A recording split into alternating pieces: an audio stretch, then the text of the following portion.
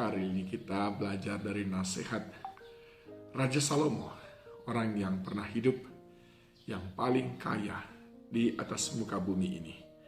Dalam Pengkhotbah 5 ayat yang ke-9 dalam Alkitab cetakan atau ayat 10 dalam Alkitab elektronik. Siapa mencintai uang tidak akan puas dengan uang. Dan siapa mencintai kekayaan tidak akan puas dengan penghasilannya. Ini pun sia-sia. Ini adalah sepotong kalimat yang sangat powerful.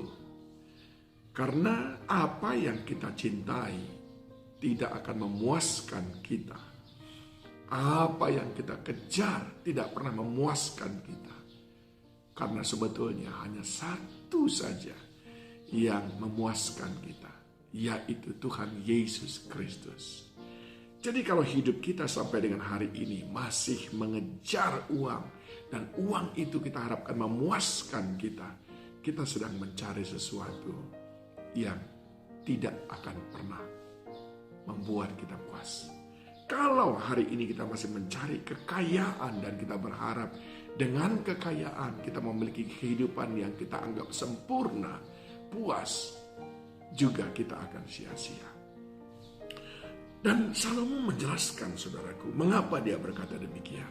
Yang pertama, orang yang mencintai harta, orang yang mencintai uang, dia bilang begini, ayat yang berikutnya, ayat yang ke-10.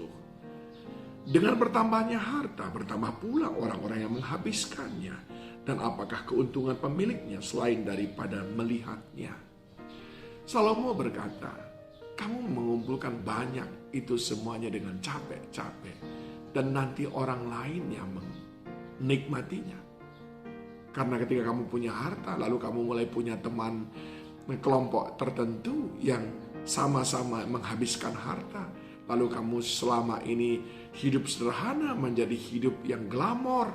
Maka habis pula. Kamu punya harta, kamu akan banyak lagi acara ini dan itu semuanya menghabiskan uang. Dan orang lain yang banyak menikmatinya. Kesia-siaan, kan? Yang kedua dia berkata, orang yang mengejar uang, cinta harta itu, tidurnya gak enak. Karena penuh dengan kekhawatiran. Bahkan di tempat tidur pun dia masih berpikir, kenapa ya yang itu tidak jadi menjadi milikku? Kenapa ya kita kalah dengan tender itu?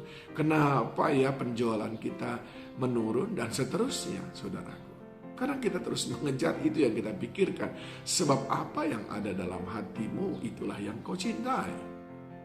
Di mana hartamu berada, di situ hatimu berada.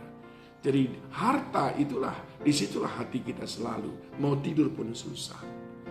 Tapi enak tidurnya orang yang bekerja. Yang setiap hari dia bekerja dan bekerja, lalu dia bisa makan. Dan yang ketiga, dikatakan bahwa ayat yang ke-12, ada kemalangan yang menyedihkan kulihat di bawah matahari. Kekayaan yang disimpan oleh pemiliknya menjadi kecelakaan. Yang pertama tadi, kekayaan justru dinikmati orang lain, kita dapat capeknya. Yang kedua, kekayaan tidak membuat kita tidur nyenyak, tapi orang yang bekerja baru dapat makan malah dia tidur nyenyak. Dan yang ketiga dikatakan, kekayaan malah mendatangkan kecelakaan bagi kita. Mengapa? Karena lewat kekayaan orang merampok kita. Lewat kekayaan ada banyak hal yang kita lakukan yang tidak benar. Lalu kita berlawan dengan hukum dan macam-macam. Nah, itu sudah perlu saya jelaskan panjang lebar. Orang-orang yang sederhana di kampung-kampung nggak berurusan banyak dengan hukum. Tapi mereka yang kaya, yang banyak harta, lalu mulai lakukan ini, lakukan itu. Akhirnya macam-macam saja, saudaraku. Bahkan ada banyak orang mengejar kekayaan, mengejar supaya menjadi crazy rich, melakukan banyak hal yang tidak berkenan di hadapan Tuhan. Akhirnya hidup menjadi bermasalah, ada dalam celaka. Ingat, yang pertama, cinta uang, cinta harta hanya melelahkan saja karena orang lain yang menikmatinya. Yang kedua, cinta uang, cinta harta malah tidak bisa tidur. Dan yang ketiga, cinta uang, cinta harta malah mendatangkan celaka. Yang keempat, ayat yang ke-16. Sepanjang umurnya ia berada dalam kegelapan dan kesedihan, mengalami banyak kesusahan, penderitaan dan kekesalan. Bayangkan saudaraku, cinta uang, cinta harta malah mendatangkan apa? Hidup yang penuh kegelapan, kesedihan, kesusahan, penderitaan, dan kekesalan. Ya, karena tidak semuanya seperti yang kita inginkan selalu. Ada saja hal-hal yang membuat kita kecewa. Kalau kita mengejar ini, mengejar itu.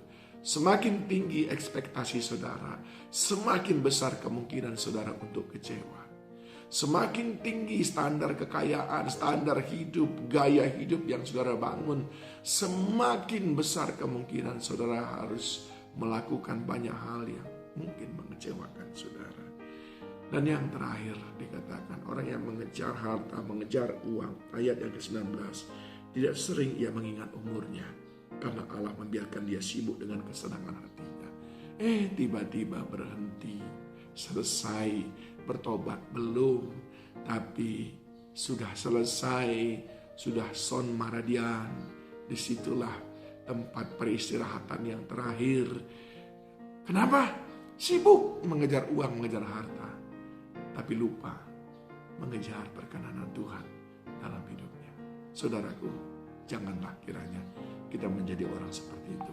Ingat, siapa mencintai uang tidak akan puas dengan uang. Dan siapa mencintai kekayaan tidak akan puas dengan penghasilan. Ini pun semuanya sia-sia. Mari kita belajar, dan semakin hari semakin cinta Tuhan. Sekalipun dagingku, hatiku, hartaku, semua milikku habis lenyap, tapi biarlah Yesus tetap menjadi bagianku. Tuhan memberkati.